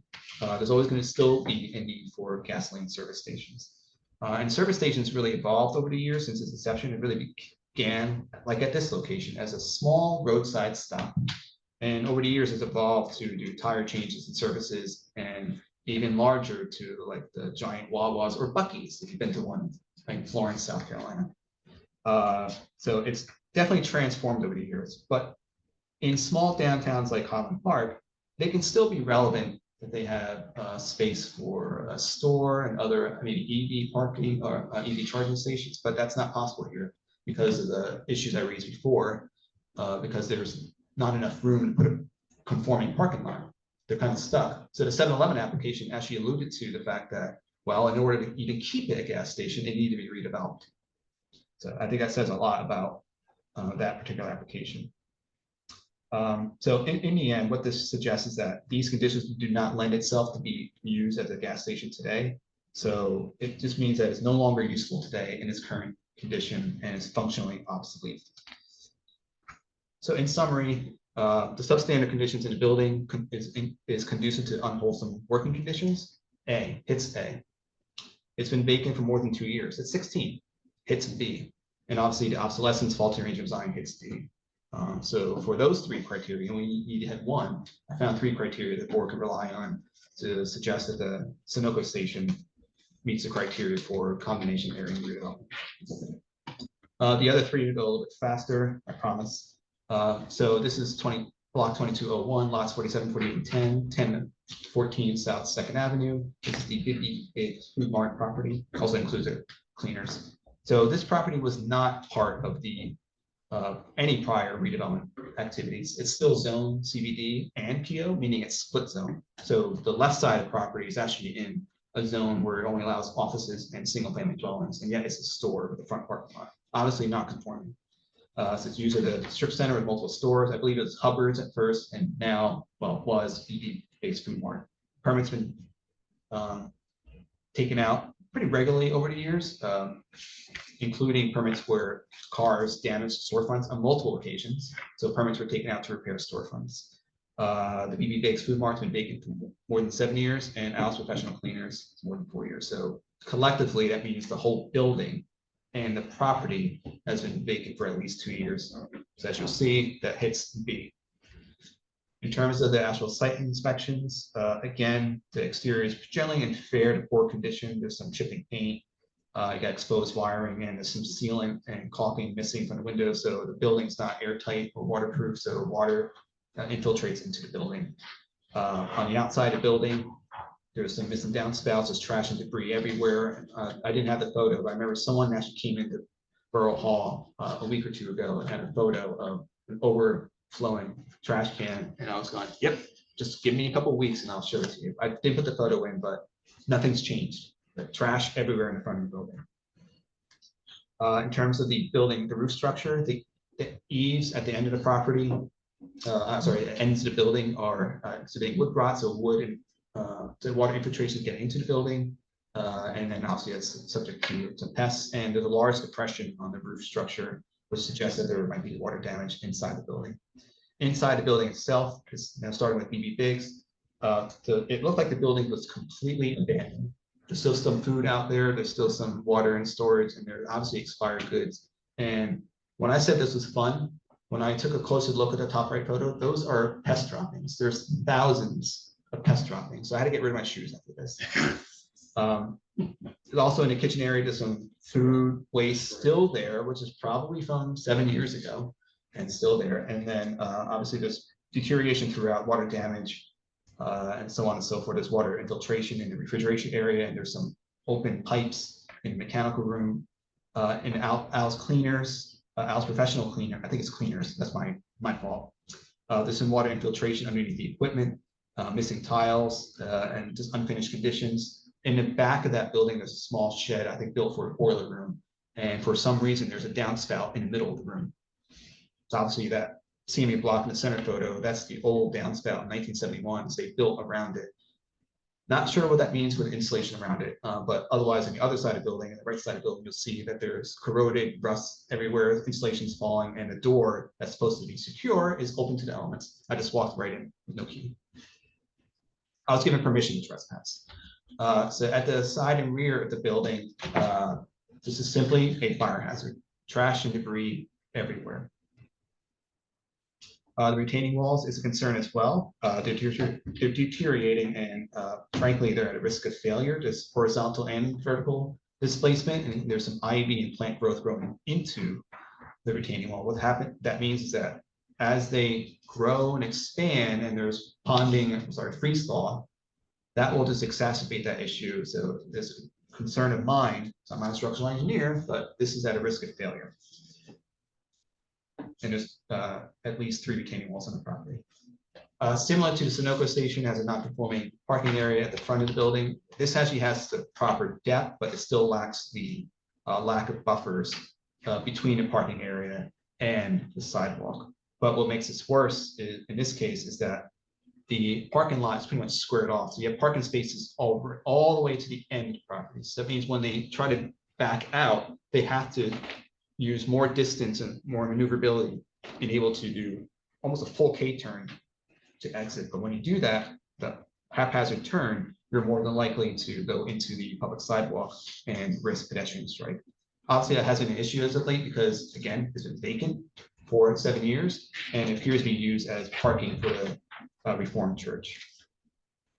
Again, we have oversized curb cuts. These are about 25 feet wide, generally oversized, but taken together, it's about occupies, I believe I said it was over 2/3, nearly half of the frontage of the property. And again, this is inefficient use of land and design, which contributes to long walking distances, which is dangerous for pedestrians. And then so that obviously illogical driving movements just makes that matters worse. In terms of the conditions, it's in fair condition. The parking lot looks like it was repaved only a few years ago. But again, it's showing signs of deterioration, depression, settlement, ponding, et cetera, same conditions as Sunoco station. There's no stormwater management, so water just simply sheet flows onto the public sidewalk. And there's a lot of pavement without opportunities for infiltration. So in summary, obviously we already talked about vacancy, automatically hit staff, easy, B. In terms of the analysis, my opinion, the building is substandard living sorry, not living, working condition, unwholesome working conditions. And again, there's faulty arrangement design and other deteriorating conditions. So it meets A, B, and D. Now moving on to one of the houses, this is 134 Raritan Avenue, lot number 6, block 2201. In terms of the prior designation, it was already previously designated Area D redevelopment 2005, so we're simply doing it again 20 years later. This is part of the 2005 redevelopment plan, as well as what we call track B in the 2021, now amended 2024 redevelopment plan. There were concepts considered in 2009, as I mentioned before, as well as 2017, but they haven't not been able to secure off-site parking. So nothing's happened, kind of stagnant. It was last used as an office space, it looks like a house, and there's been no permits since 2012, and it's registered as a vacant property to 2021, so at least 2 years. Already, it hits criteria B because it's a commercial use. What we found through the records have been broken water pipes, missed tax payments and liens, and eventually they were redeemed and settled, but there's been a pattern of missed tax payments and liens, and as well as conditions on the property conducive to unwholesome working conditions. Exterior of the building is generally in disrepair. The porch is literally falling apart, and the railings are not secure. I almost fell. There's this trash and debris everywhere. The spindles and the railings are broken. The building looks like was recently resided, but it's just lipstick on a pig because underneath it is deteriorating wood rot, and water infiltration. At the back of the building this is supposed to be a rear porch. Now see the roof caved in, and there's trash and debris everywhere.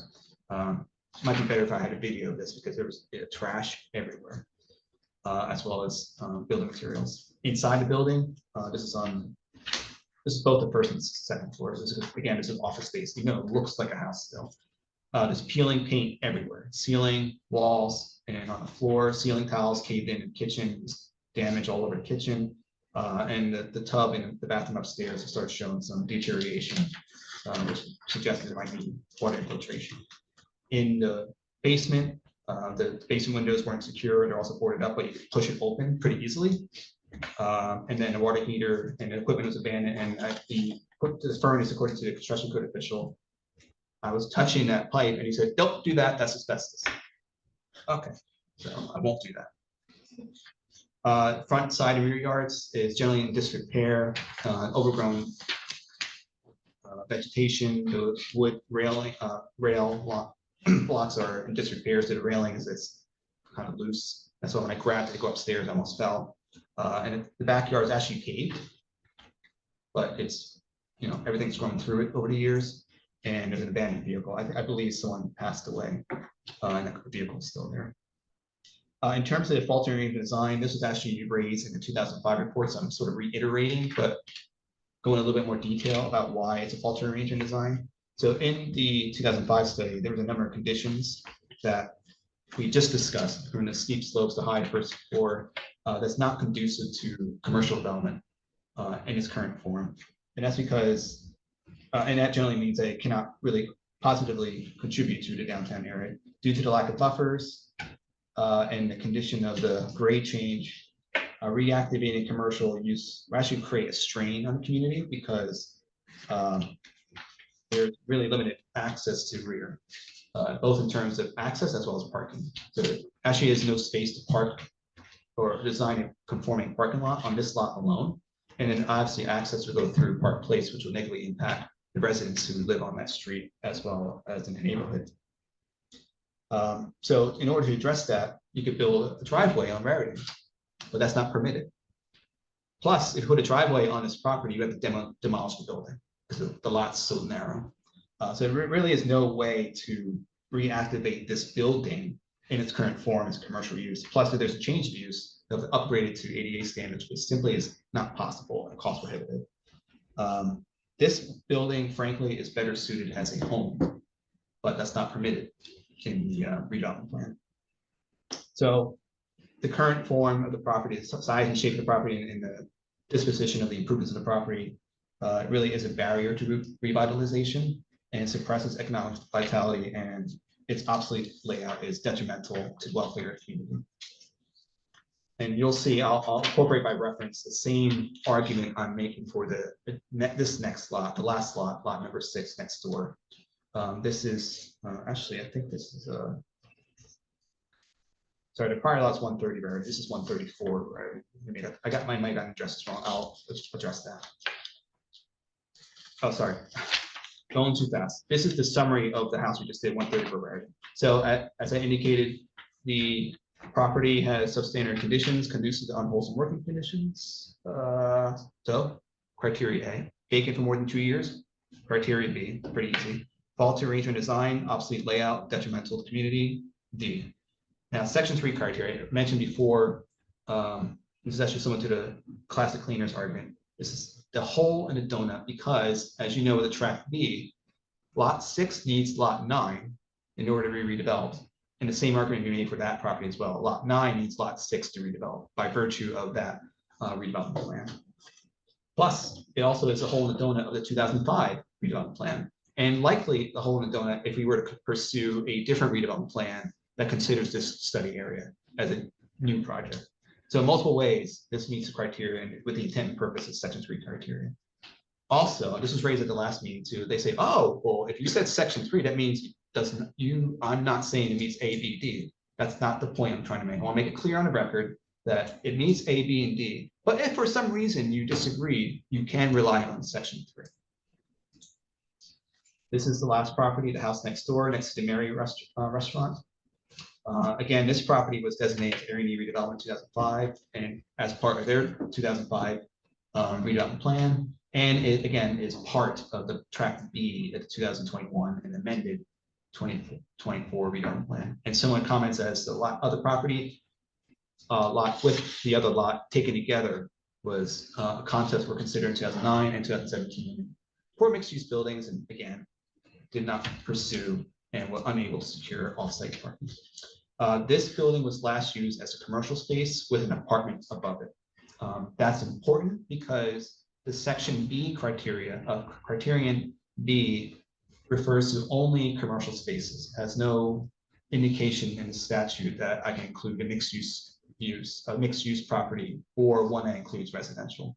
Because there is residential use here, we cannot use criteria B. Just want to make that clear. There's been some calls for theft and burglary. Again, another burst water pipe. Actually, this is recent. I actually had to call DPW because the water department called, so we assisted on that. And there's a regular pattern of missed payments and tax liens, but they've been redeemed with the new property owner a few years ago.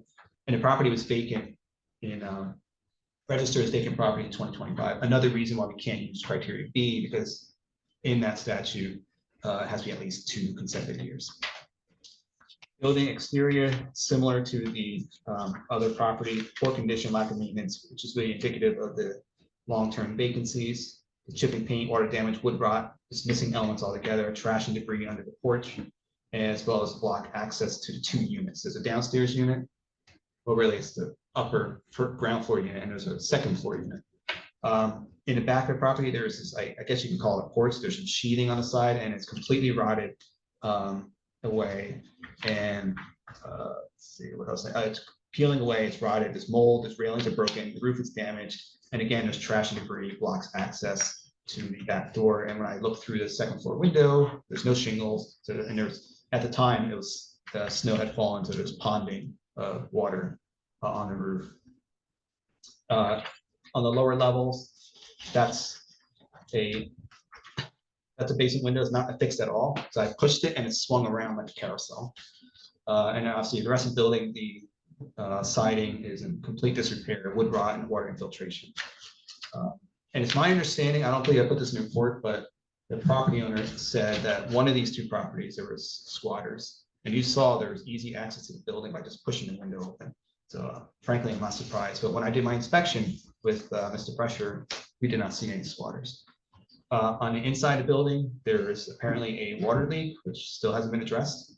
Well, the damage from the water leak hasn't been addressed. So obviously the floor is warped away and the ceiling tiles crashed into a residential refrigerator and a triple compartment sink. Again, this is a commercial space, kind of looks like a quasi home office. It's the strangest space I've been in.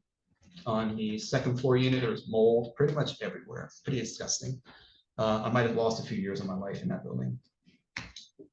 In the basement, there's again more mold and water infiltration, basement trash, and it looked like it had been abandoned. And the top right was interesting. That's a toilet in the middle of the room. So if you want a toilet, a house with a toilet open to the room, you got one there. I think the bathroom was probably built to code, but the room probably not. Plus, it's also not clear whose space that is. Again, the first floor is its own key unit. The second floor is its own key unit. Two different tenancies. It's not clear how the basement is utilized in that regard. The front yard is actually not as bad as the other property, but the stone stairway is in disrepair. It's on an angle on chipping paint. When I first did my inspection, it was when it was snowing and sleeting, and I slipped, fell down the stairs. Still smarting on that. The rear yard area again was supposed to be, well, not supposed to be. It was paved, but you can't tell anymore because it's leaves and debris everywhere. And the same argument about faltering in design. This property cannot be reactivated on its own as a commercial use because it's simply too narrow. You can't put a conforming parking lot in the back. You have to access from the rear, which will negatively impact the neighbors on Park Place and neighboring streets. And to put a parking lot driveway from Meriden into the lot would mean demolishing the building. So it's not possible to reactivate the commercial use. Again, it would be better as a home, but it's not permitted. So the summary here is the same, well, similar as the other house, except for criteria B. I find that this has substandard conditions to unwholesome working conditions as well as living. I did not put that on the slide. So that meets criteria A, faulty design, obviously layout, other factors. D, and again, the same argument. Lot 9 needs lot 6 to be developed. It's the hole in the donut with each other. So you can rely on section 3 if for some reason you would disagree that criterion A or D do not apply. So that's the conclusion of the report. 4 separate properties. They all meet at least 2 of the criteria, if not the section 3 criteria. My recommendation is for the planning board to advise the mayor and council that this property does meet the criteria as a condemnation area in development. Any questions? Thank you for your report. Collegiate? For the last property, 130 Raritan, when was the last time this property was occupied by a tenant? I know that you said it was like registered as vacant in 2025, but prior to that, do we know like when was the last time someone non-squatter was there?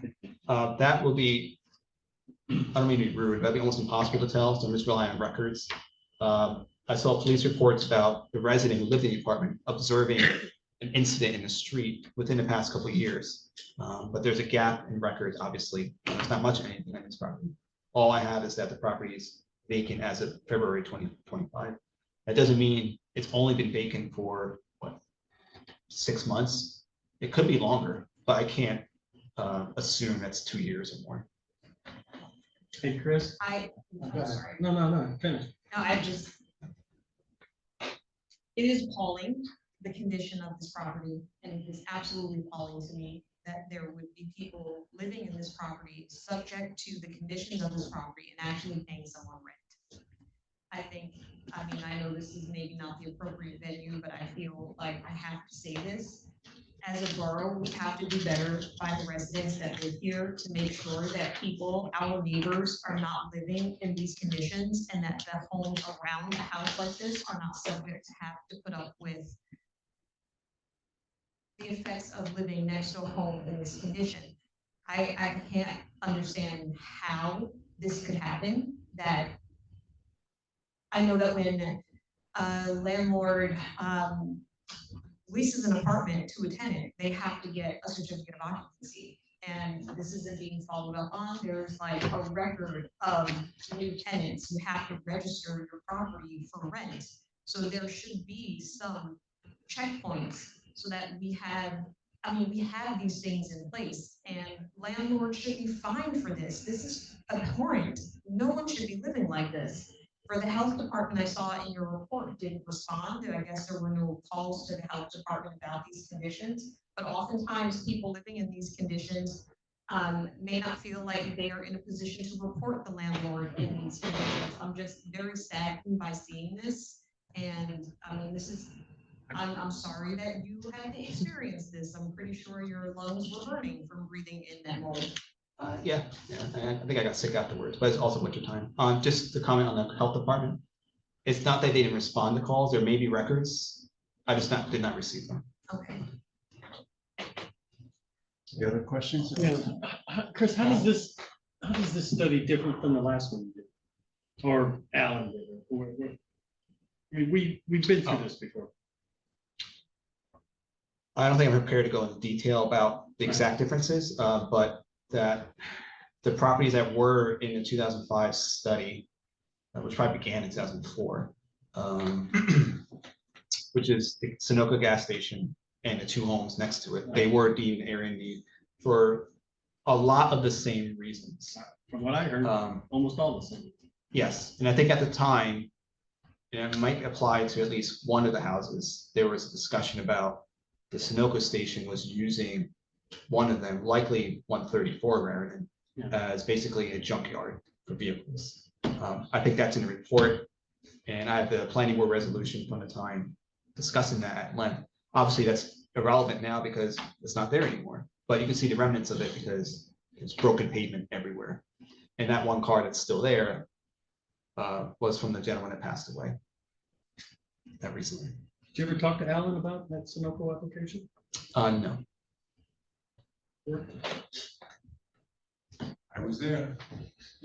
Any other questions? Hey, this is a minor thing, but on the cover here, on the various pictures you've shown, it has in the back of the Sunoco, I think kind of like if you're facing the Sunoco station, the right side behind that, where it goes behind the shopping plaza. On all the pictures here on like Google Earth and everything, that's full. There's like 15 cars back there. And you Yes. mentioned that there's one that's like all chopped up and everything, or the rest of them all gone, they're not there anymore? Okay. Yeah, so the photo was a snip really from Google Maps. Yeah. I didn't check the precise date of the publication. It seems to imply it was recent. So I actually frankly surprised to see that, and part of it's intentional to keep it in there. So that your eagle eye noticing all the cars back there was, I'm glad you caught it. It's like one of those Mickey Mouse heads that can you find it? But obviously that's not the condition today. It's just a representative cover photo. Gotcha. Any other questions or comments? Yes. Yeah, just, first of all, I want to say thank you for risking your life for us. We really appreciate that. Not as bad as and, intense. and I also appreciate the thoroughness of the report. To Calandra, to your point, full stop, 100%. We ought to be making sure that this doesn't happen. I do want to point out that I think it has been vacant for a lot longer than 6 months and a lot longer than that because it's part of Track B. And when Track B was going through the process of getting their approvals for originally 16 units and then ultimately 32 units, they had moved everybody out. And that was, I think, 2017, 2018. So my guess is it's been abandoned since 2017 or 2018. So there's no one's been living there. Again, I don't want to say that for sure. I just want to say that as part of Track B, my guess is that they moved everybody out because they were expecting they were gonna build on that. So, and then just I wanted to point out, I know everybody has read this report in detail, but I have to read this, that on page 38 in the report, it says in 1977, an application for preliminary and final major site plan approval was granted by the planning board to eliminate from Raritan Avenue one of the worst eyesores in town. And that was written into the planning board report in 1977, along as they had to have the installation of holding tanks for unleaded gasoline required by the new cars at the time. So Bruce was here. You were here for that, right? I don't know if you were here, Bruce, but in 1977, they were excited by this. It was going to get rid of this. I say it's about time. So thank you very much. That's probably a Grateful Dead concert. So I'd like to entertain them. How should we do this? It's all being brought up, even though there are different criteria for different lots. We are going to vote on the entire package. Is that correct? Is that the I'll proposal? defer to council, but it sounds like there's no pushback on any of the criteria. I recall I did one in the fall of 23, and I think we did individual lots. But if there's more controversy with that one, so if we're fine with just lumping them all together in one vote. In my opinion, especially we have A, B, and D for 3 out of the 4 sections, and then the final building, we do have, I believe, A and D, I think, or whatever anyway, there's solid criteria for all 4 lots. So I would propose that we make let's say, a combined or blanket, one vote to yeah, incorporate one all vote, 4 yeah, to properties. all 4, yeah, consider. Yeah, you can accept the findings of the report, but collectively and ultimately in the end, you're declaring or recommending that the entire study area be declared a condemnation area need redevelopment. I'd like to hear a motion on that statement. Should we open up the public for comment? Oh, I'm sorry. Is there seeing no public in the chambers, are there any public statements from the? No, there's not. Okay. All right, thank you for reminding me. Again, I'll entertain a motion. I'll move to accept the findings of the report. Second. Second, Mr. Williams, I guess. All right, roll call. Mr. Chin, Yes. Ms. Hazzy, Yes. Mr. Hale, Absolutely, yes. Mr. Ho, Yes. Mr. Lennart, Yes. Mr. Malay, Yes. Mr. Cardinal, Yes. Mr. Williams.